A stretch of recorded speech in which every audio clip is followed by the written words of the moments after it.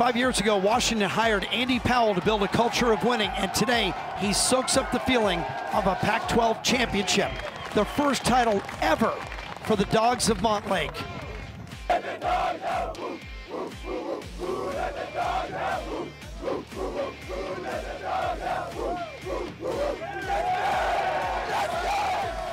Dogs were out all weekend long. 151 points for Washington. SC finishes in second.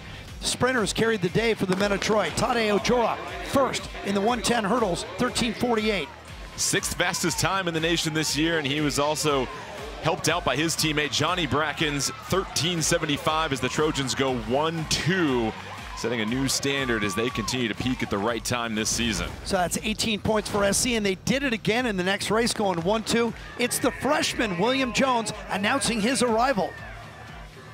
And 44.65 for Jones, the fastest freshman time in the country in the deepest field of the meet. And he led his teammate Johnny Blockberger also under 45 seconds.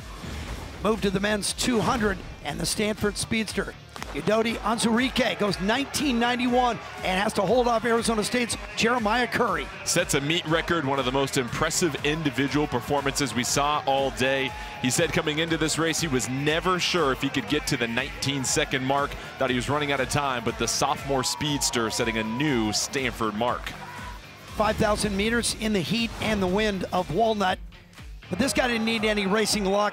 It's the Irishman, UW's Brian Fay. So Fay wins 2 of the 5 distance races from 800 to 10,000, all won by Huskies, 2 of them by Brian Fay. And Brian Fay came from behind to beat Charles Hicks and deny him history on Friday night in the 10,000. We thought he was done.